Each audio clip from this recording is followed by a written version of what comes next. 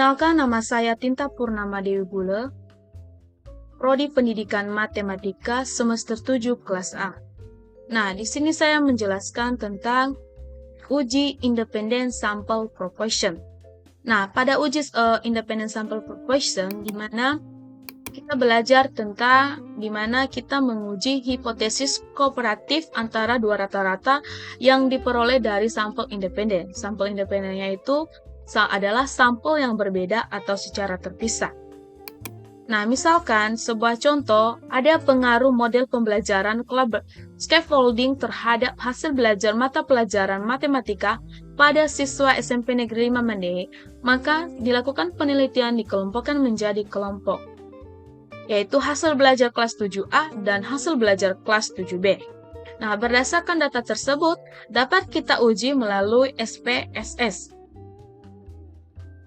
Nah, untuk pengujian uji SPSS, yang pertama yaitu kita pada NEM ini kita kasih hasilnya, yaitu kita tulis apakah sesuai dengan kegunaan atau fungsi kita. Namun saya tulis di sini adalah salah satu hasil belajar tadi. Kemudian saya kasih kode. Kemudian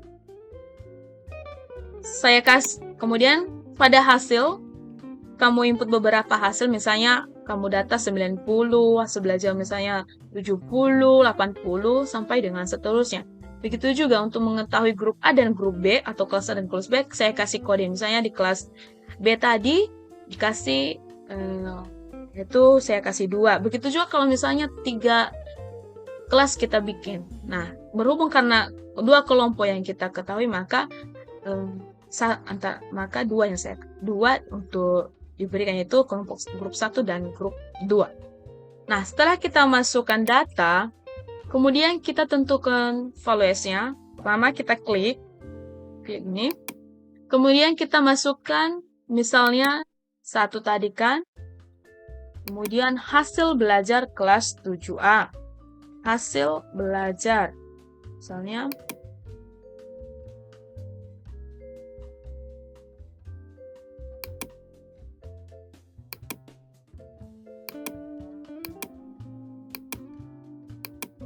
satu, valuenya yaitu 1, kemudian labelnya yaitu hasil belajar kelas 7A.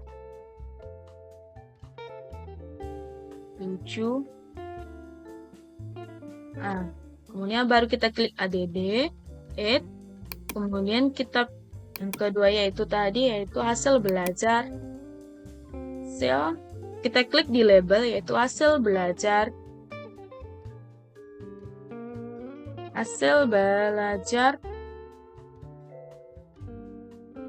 kelas 7B.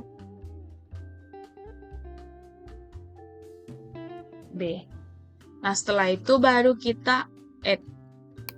Nah, setelah kita add baru kita oke-kan. Setelah oke, baru kita setelah itu untuk mengetahui hasil output dari data tersebut, yang pertama kita klik underlines, kemudian complements. Setelah itu baru independent sample details. Nah, setelah itu kita masukkan. Sebenarnya ini sudah, ini karena sudah saya buat, jadi hasilnya kita masukkan di test variable S, kemudian untuk kodenya itu kita masukkan di group variable. Nah, karena ada kedua kode tadi, kemudian kita klik define groups, baru kita lihat group 1, kemudian group 2. Baru kita klik continue. Nah, kita klik situ, 95%, baru kita oke-kan. Nah, ini adalah hasil output yang telah kita olah dari data tadi. Nah, yang pertama kita lihat di sini, di mana ada 2 kelompok. Yang pertama hasil kelompok 1 dan hasil belajar kelompok 2. Istilahnya di sini yaitu kelas A dan kelas B. Nah, masing-masing kelompok itu yaitu memiliki 20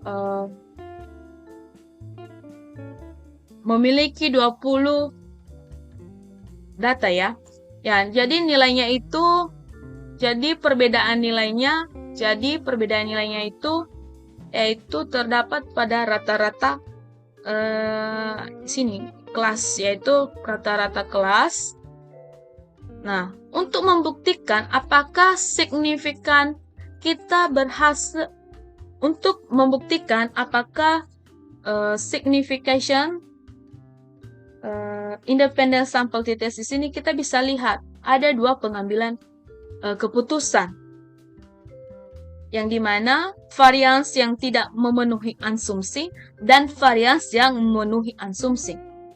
Nah, kita bisa lihat bahwa pada signification leftness test for equation for variance diperoleh yaitu 0,725. Jadi sudah melebihi dari 0,05.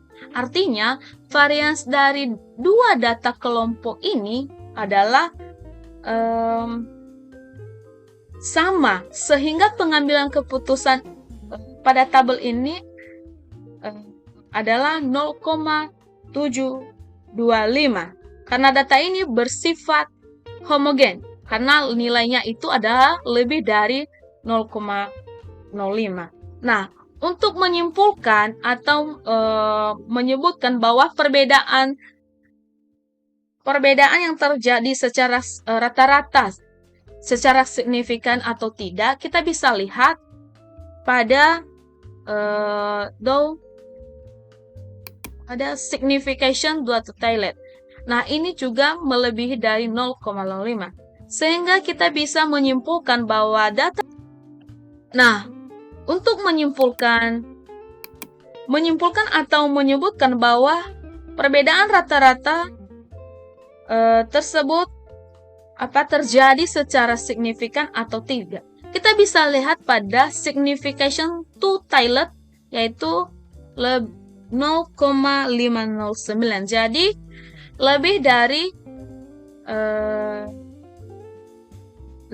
0,5. Jadi bisa kita simpulkan bahwa tidak ada pengaruh atau tidak ada perbedaan. Tidak ada perbedaan atau tidak ada pengaruh model pembelajaran scaffolding terhadap hasil belajar matematis siswa SMP Negeri 5 Mende. Jadi itu adalah penjelasan tentang tentang uji independent sample proportion. Terima kasih.